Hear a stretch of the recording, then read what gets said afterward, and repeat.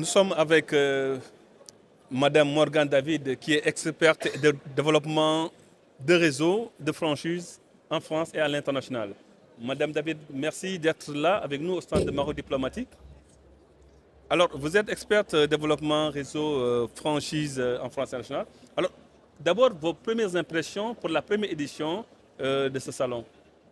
En fait, je suis ravie d'être au Maroc de retour parce que j'ai déjà ouvert pas mal de points de vente dans les aéroports et dans des hôtels. Le Maroc, pour moi, c'est vraiment un marché dynamique avec un vrai esprit d'entrepreneur. Donc, c'est vraiment ce qui me correspond et ce qui me passionne, de l'entrepreneuriat. Et quand on m'a parlé du premier salon de la franchise au Maroc, j'ai tout de suite été intéressée. On m'a proposé d'intervenir dans une conférence pour partager justement mes expériences. Donc, j'ai tout de suite dit oui. Parce que c'est une très belle opportunité. Le Maroc, c'est un marché dynamique qui bouge beaucoup, avec beaucoup de potentiel. Et puis le côté humain aussi. Moi, quand j'ai ouvert les points de vente ici, c'était un vrai bonheur de travailler avec les Marocains, les Marocaines sur les ouvertures. Alors, vous êtes expert en fait en France et à l'international. Est-ce qu'il y a une dynamique? Quelle est la dynamique? Quel est aujourd'hui le lien entre des pays que la franchise pourrait quand même relier à travers ce secteur? Est-ce que c'est un secteur qui relie des pays, des entreprises, et sur une dimension beaucoup plus relationnelle, quoi? Oui, alors en fait, la franchise, ça permet d'avoir des concepts déjà éprouvés qui fonctionnent déjà avec une communication et des process. Donc ça, c'est très rassurant pour les entrepreneurs. Et puis le lien à l'international, c'est qu'en fait, le consommateur aujourd'hui, il voyage beaucoup, il est curieux, il les a peur parfois aussi. Donc c'est important d'avoir toujours des nouveaux concepts à proposer. Et puis pour les entrepreneurs, arriver avec des concepts qui fonctionnent et qui peuvent perdurer dans le temps.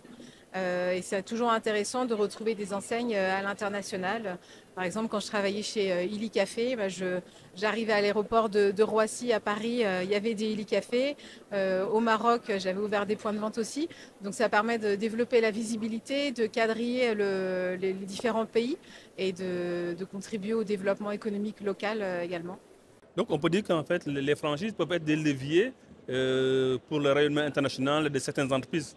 Oui, exactement. Alors pour moi, l'entrepreneuriat en franchise, ça peut être beaucoup de choses. Ça peut être un ascenseur social, parce que maintenant, on a des concepts qui ont des apports personnels qui ne sont pas très élevés. Et avec un bon accompagnement, un entrepreneur peut se lancer et vraiment se développer. Et puis également, dans toutes les zones travel retail, dans les centres commerciaux, etc., sont des endroits qui deviennent vraiment des lieux de vie. Donc c'est important d'avoir des concepts qui plaisent un petit peu à tout le monde. Il faut en avoir pour tous les goûts. Un concept de burger, un concept de poulet frit, des pokéballs. Donc c'est important d'avoir un portefeuille de marques pour attirer la clientèle. Il y a la question des investissements dans le secteur aujourd'hui. Peut-être certains disent que oui, ça va très bien, d'autres disent que oui, ça va un peu mal, enfin, c'est moribond.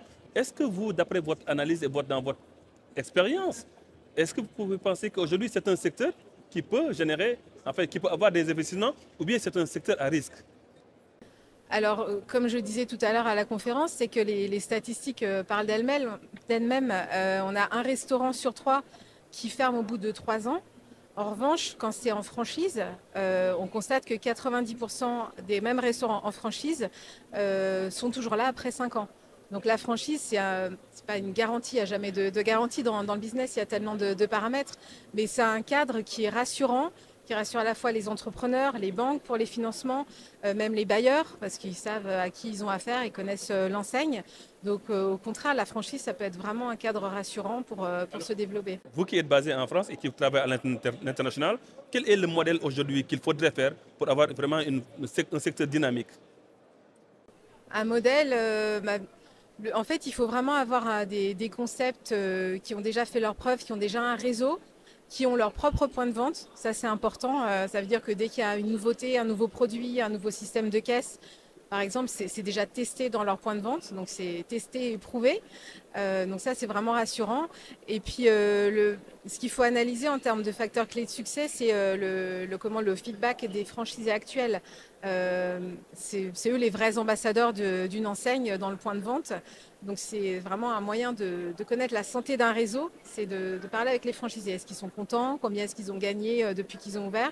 C'est vraiment vers ce modèle-là qu'il faut aller pour étudier les concepts et puis faire le bon choix.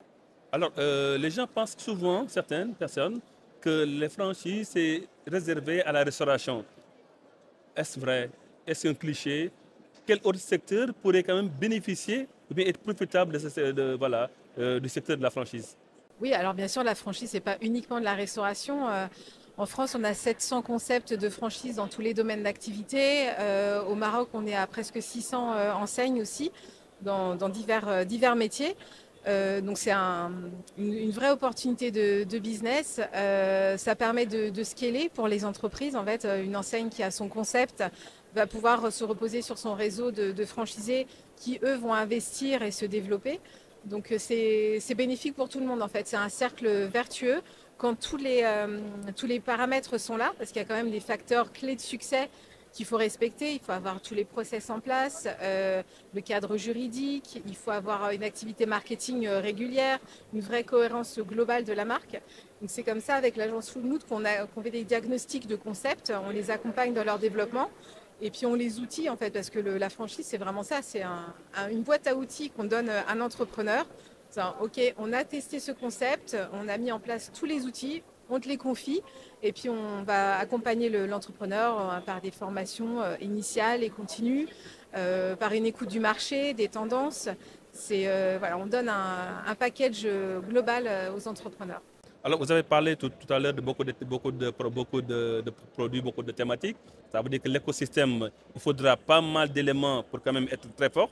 Est-ce que la conjoncture, l'incertitude internationale sur le plan économique s'y prête aujourd'hui pour que les prochains investisseurs puissent avoir confiance à aller en fait investir dans le secteur? Ou bien est-ce que la maîtrise, en fait, le capital humain aujourd'hui qui doit aller dans ça, est-ce qu'il y a un déficit de capital humain? Est-ce que l'investissement aujourd'hui est dans une dynamique encourageante?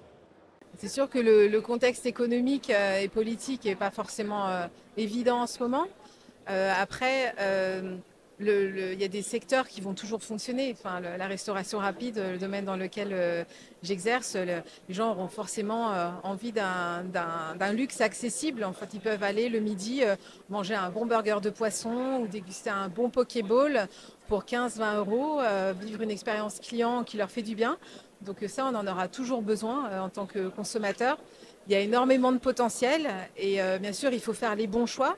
Faire des études de marché, se faire accompagner par des experts dans les choix d'emplacement, trouver les bons financements aussi aux bonnes conditions. Donc l'idée, c'est vraiment de bénéficier d'un écosystème en fait, et des personnes qui peuvent vous donner un retour d'expérience et puis vous faire gagner du temps en fait. C'est ça l'état d'esprit. Alors, une dernière question, Madame David, on revient au Maroc. Aujourd'hui, comment voyez-vous la perspective en fait, de ce secteur au Maroc? Ah, pour moi, le Maroc, c'est vraiment le futur de la franchise. C'est déjà le présent aussi, avec beaucoup de beaux concepts et pas mal d'événements aussi qui arrivent, assez significatifs. La Coupe du monde de foot, la Coupe d'Afrique, tout ça, ça va drainer beaucoup de monde, beaucoup de touristes. Donc c'est important d'être prêt et puis de lancer des concepts. Là, maintenant, en fait, c'est là qu'il faut se lancer et puis être prêt pour saisir toutes les opportunités que les flux vont générer. Merci beaucoup. Merci à vous. Merci.